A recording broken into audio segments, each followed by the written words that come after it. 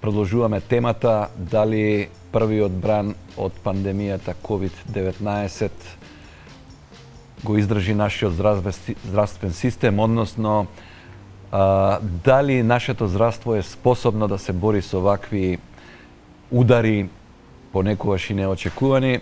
Доктор Кирил Лазов, добре дојдовте во нашето студио. Вие сте доаѓате од универзитетските клиники Мајка Тереза.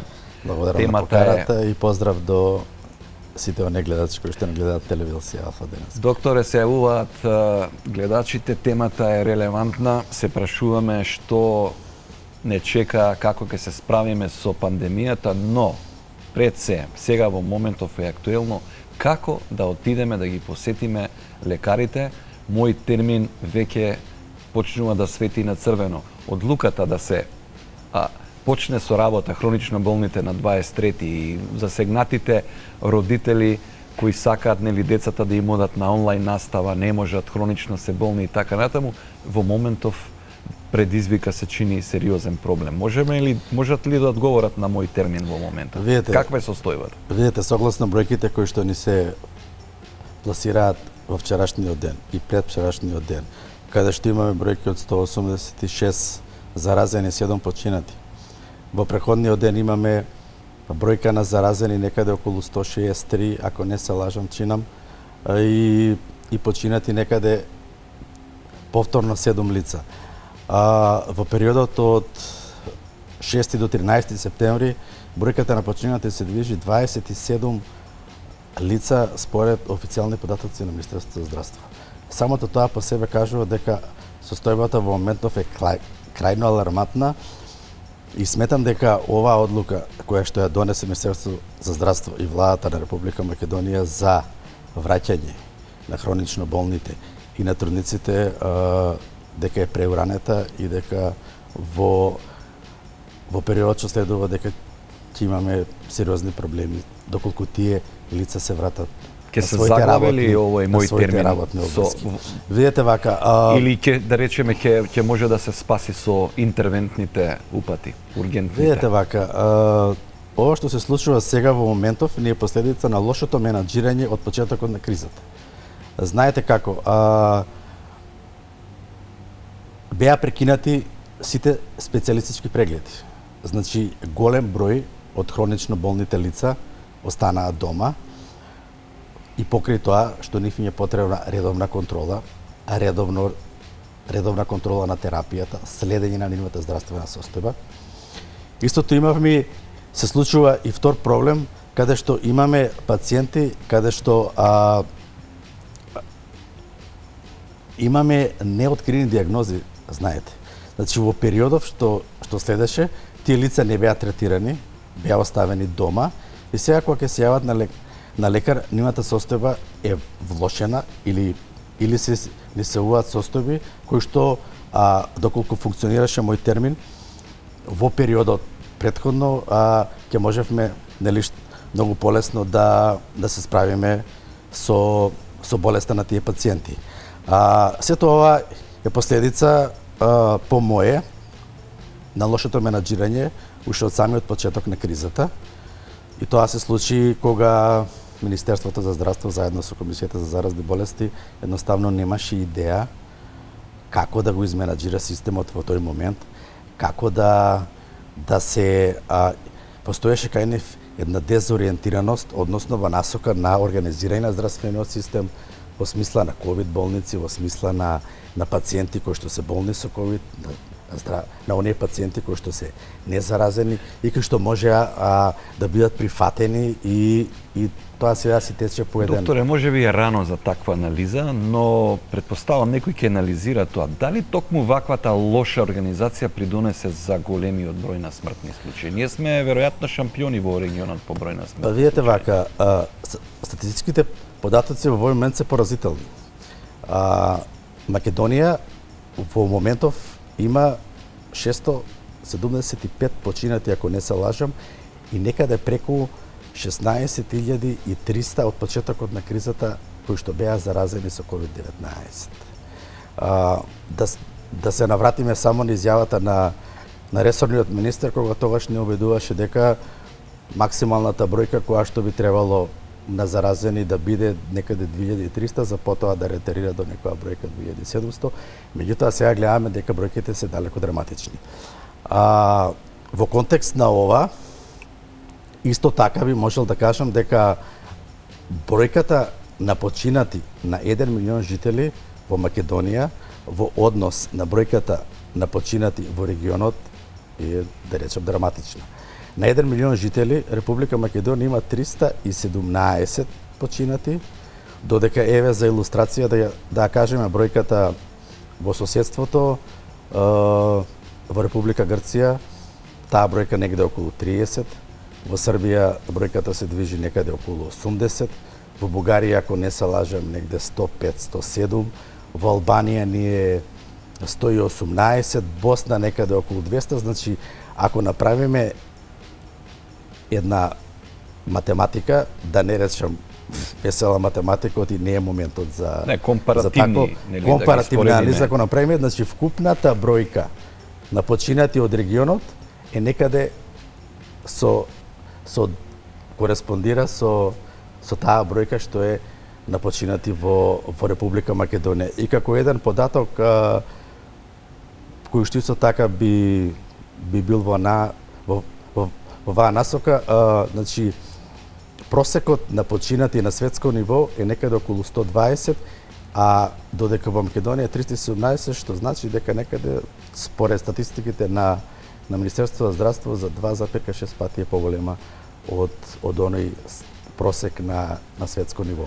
Што дополнително кажува дека состојбите не се розови, дека имаме пропусти во како и во менаџирањето, еве како што спомнав мен и организацијата на мој термин, исто така и во разни аспекти во менаџирањето на ковид криза. Така, докторе, во првиот момент не беше тоа само случај во Македонија, многу други земји ги следеа препораките нели на СЗО и така натаму и практично се затворија и вие тоа сега кажа специјалистичките прегледи и така натаму. Многу ординации во примарното здравство исто така останаа полузатворени, односно нема директен контакт со пациентите. Тие информации ги добиваме и сега одеднашка имаме друг проблем. Хронично болни или луѓе што чувствуваат некакви проблеми, имаат потреба од специјалистички прегледи, преку мој термин имаат слободни термини некаде во октомври. Така е, значи тоа е сега дополнителен проблем и се повторно се тестира системот. Значи дополнителен проблем е тоа што покрај таа одредена бројка по термин на пациенти кои што треба да бидат прегледани, голема е и бројката на пациентите кои имаат закажано преглед со приоритет. Тоа више ја надминува онаа бројка каде што лекар во амбуланта може квалитетно да изврши анамнеза и да даде соодветна диагноза и соодветна терапија. По мои информации и во разговор со некои мои колеги, веќе имаат некои колеги и побарано и барање до Министерството за здравство онаа бројка на приоритетни пациенти, односно приоритетни упати да биде намалена, скратена, за да може квалитетно да се изврши оној лекарски преглед и што виднење на среден рок дополнително ги комплицира така работите кај хронично болните и кај било кој. Сега тука мораме да влеземе во зоната на краткорочно и среднорочно планирање. Сите држави тоа го прават, особено за системи важни како здравствениот систем. Прашањето е логично. Што ако имаме втор бран, а се најавува од Светската здравствена организација октомври, ноември и натака веќе на почетокот на 2021 година. Да. Видете, вчера излезе и со соопштение председателот на Светска здравствена организација каде што со изјава дека во период кој што следи октомври, ноември дека се очекува зголемен број на ново заразени. Дополнително се комплицира моментот со тоа што оваа бројка би требало да се преклопи со оние ново заразени кои што ќе бидат од инфлуенци. односно од обичниот грип и така да се мултиплицира проблемот. Јас гледам дека во моментов Министерството за здравство и Комисијата за заразни болести не излегува со јасна стратегија како ние во иднина планираме да се справиме. Во моментов има некои посебни подготовки на клиниките за втор бран? Видете вака, веќе подолго време ние немаме една стратегија во која насока се движат работите.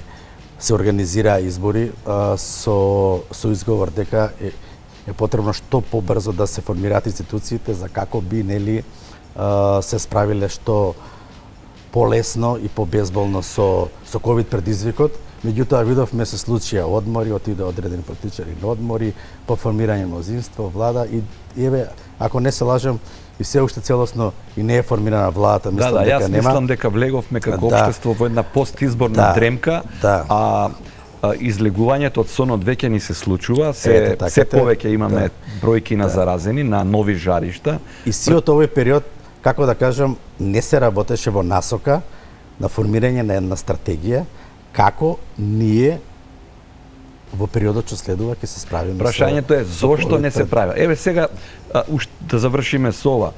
Извршени се илјадници тестови.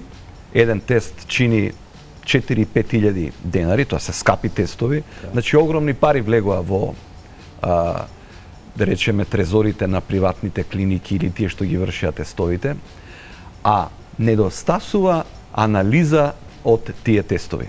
Така. Еве, каде е тука вие како експертски надлежни и компетентни за овие прашања? Зошто никој не ве консултира? Видете, јас тука гледам проблемот го гледам во немањето капацитет и можеби и желба за справување со проблемите. Ние на дневна основа ги гледаме и секојдневно излегуваат наши еминентни стручњаци, професори, експерти од областа на епидемиологијата, инфектологијата и до сега во ниеден момент никој не побарал или не ги вклучил нив во работата и креирањето на стратегија како ние во иднина и во периодот што следи ќе се справиме со ковид пандемијата. Така, веќе еден голем број граѓани, односно вработени, особено во културниот сектор, остануваат без здравствено осигурување, ќе треба да си ги плаќаат од свој џеп сите прегледи. Тоа дополнително ги комплицира. Тоа веќе системот го става под друг тест. Значи, ако сега систем, да завршиме со ова, ваша проценка, може ли втор бран да издржи нашиот здравствен систем во кратки црти? Видете вака, од почетокот на кризата 28 февруар, со првиот заразен од COVID-19 и сите оние чекори кои што ги превзеде Министерството за здравство и Комисијата за заразни болести, мене не ми дава надеж дека може нешто драстично, а со тоа плюс гледаме во, како што спомнав, со невклучувањето на експертската фела, неформирање на експертски тимови кои што сериозно би се заангажирале со анализа, експертска анализа на состојбите во насока на епидемиолошки групи, во насока на ризик фактори, во насока на кои ризик фактори за одредени ризични групи, во насока на, не знам, демографско планирање кај некои заразени подрачја. Ние се уште од Министерството за здравство и Комисијата за заразни болести немаме најава, а и не гледаме дека нешто се работи, дека нешто ќе се превземе во период што следува. Така, доктор Кирил Лазов, ви благодарам за гостувањето. Како заклучок можам да кажам дека од она што го слушнавме од денес и од гледачите и од експертите како лекарите со кои денеска разговаравме, влегуваме во една неизвестна зона, можеби не колапс на системот, но влегуваме во еден хаотичен период, ќе треба да стегнеме заби да го издржиме.